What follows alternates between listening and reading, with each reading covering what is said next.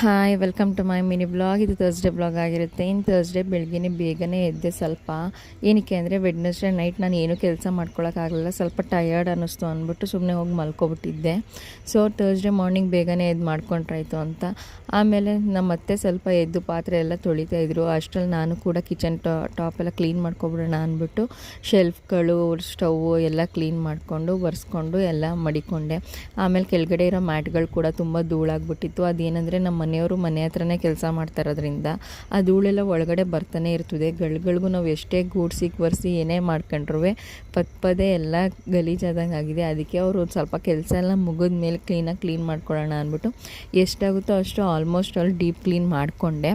ಅದಾದಮೇಲೆ ಕ್ಲೀನಾಗಿ ಗೂಡಿಸಿ ಒರೆಸಿ ಗುರುವಾರ ಆಗಿರೋದ್ರಿಂದ ವಾರ ಮಾಡಬೇಕಲ್ಲ ಅಂತ ಎಲ್ಲ ಮಾಡಿ ಅದಾದಮೇಲೆ ನಾವು ಫ್ರೆಶ್ ಅಪ್ ಆಗಿಬಿಟ್ಟು ನಂಜನಗೂಡು ಹೋಗೋಣ ಅಂತ ಅಂದ್ಬಿಟ್ಟು ಪ್ಲ್ಯಾನ್ ಮಾಡ್ಕೊಂಡಿದ್ವಿ. ಅದೇನೆಂದರೆ ವೆಡ್ನೆಸ್ಡೇ ನೈಟ್ 12 ಗಂಟೆಲಿ ಪ್ಲ್ಯಾನ್ ಮಾಡಿ ಬೆಳಗಿನ ಜಾವ ಮೆಸೇಜ್ ಹಾಕಿದ್ದೀನಿ ನಮ್ಮ ಮಮ್ಮಿಗೆ ಹೋಗೋಣ ಅಂತ ಅಂದ್ಬಿಟ್ಟು. ಆಯಿತು ಅಂದ್ಬಿಟ್ಟು ಅವರು ಕೂಡ ಶಬಾರ್ ಬಸ್ ಸ್ಟ್ಯಾಂಡಲ್ಲಿ ಬಂದು ನಿಂತಿದ್ರು. ಆಮೇಲೆ ನಾವು ಕೂಡ ಫ್ರೆಶ್ ಅಪ್ ಆಗಿ ನಾವು ಆಟೋ ಮಾಡಿಕೊಂಡು ಶಬಾರ್ಗೆ ಹೋದ್ವಿ. ಬಸ್ ಕೂಡ ಸಿಕ್ತು ಬೇಗನೆ, ಅಲ್ಲಿಗೂ ಕೂಡ ಹೋದ್ವಿ.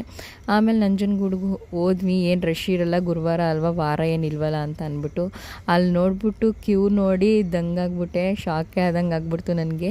ಏನು ಇಷ್ಟೊಂದು ಜನ ಅವರಲ್ಲ, ಒಂಚೂರು ಖಾಲಿ ಜಾಗನೇ ಇಲ್ಲ ಅಲ್ಲಿ ಒಂದು ನಿಂತ್ಕೊಳ್ಳೋಕ್ಕೂ ಕೂಡ, ಅಷ್ಟು ರಶ್ ಇತ್ತು. ಆಮೇಲೆ ಹೋಗ್ತಾ ಇದ್ದೆ, ಸರಿ ಆಯಿತು ಹೋಗೋಣ ಅಂತ ಅಂದ್ಬಿಟ್ಟು 100 ರೂಪೀಸ್ ಟಿಕೆಟ್ಗೆ ಹೋದರೂ ಕೂಡ ಒಂದು 7-8 ಕ್ಯೂ ಇತ್ತು. ಸರಿ ಅಂತ ನಾನು ವಾಪಸ್ ಹಿಂದಕ್ಕೆ ಬಂದುಬಿಟ್ಟೆ ನೋಡಿಬಿಟ್ಟು.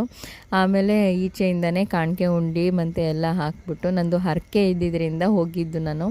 ನಂದು ರಿಮೈಟೆಡ್ ಆರ್ಥ್ರೈಟಿಸಲ್ಲಿ ಕಾಲು ಕೈ ನಡೆಯೋಕ್ಕಾಗ್ತಾ ಇರಲಿಲ್ಲ. ನಾನು ಒಬ್ಬರು ಎತ್ತಬೇಕಾಗಿತ್ತು, ಆ ಥರ ಪರಿಸ್ಥಿತಿ ಇತ್ತಲ್ಲ ಅಂತ ಒಂದು ಸತಿ ಹರಕೆ ಮಾಡ್ಕೊಂಡಿದ್ದೆ. ಅದನ್ನು ತೀರಿಸ್ಬಿಟ್ಟು ಬರೋಕ್ಕೆ ಅಂತಲೇ ಹೋಗಿದ್ದು. ಅದನ್ನೆಲ್ಲ ತೀರಿಸ್ಬಿಟ್ಟು ಹಾಗೆ ಒಡೆ ಹತ್ರ ಒಂದು ಸ್ವಲ್ಪ ಹೊತ್ತು ಆಟ ಆಡಿಸ್ಕೊಂಡು ಹೋಟೆಲಲ್ಲೇ ಊಟ ಮಾಡಿಕೊಂಡು ಆಮೇಲಿಂದ ಮೈಸೂರು ಕಡೆ ಹೊರಟ್ವಿ. ಇನ್ನು ಮೈಸೂರಿಗೆ ಬರ್ತಿದ್ದಂಗೆ ಫುಲ್ಲು ಮಳೆ ಸ್ಟಾರ್ಟ್ ಆಗಿಬಿಡ್ತು. ಶಬ್ಬರಿಗೆ ಬರ್ತಿದ್ದಂಗೆ ನನ್ನ ಮಗ ಫುಲ್ ಏರ್ಸ್ಲು ನೋಡಿ ಅವನಿಗೆ ಫುಲ್ಲು ಒದ್ದೆ ಆಗಿಬಿಟ್ಟಿದ್ದ. ಬಟ್ಟೆ ಎಲ್ಲ ಮನೆಗೆ ಬರೋಷ್ಟರಲ್ಲಿ ಟಯರ್ಡ್ ಆದಂಗೆ ಆಗಿಬಿಡ್ತು. ಈ ವ್ಲಾಗ್ ಇಷ್ಟ ಆದರೆ ಲೈಕ್ ಮಾಡಿ, ಹಾಗೆ ಸಪೋರ್ಟ್ ಮಾಡ್ಕೊಳ್ಳೋದು ಮರಿಬೇಡಿ. Thank you so much.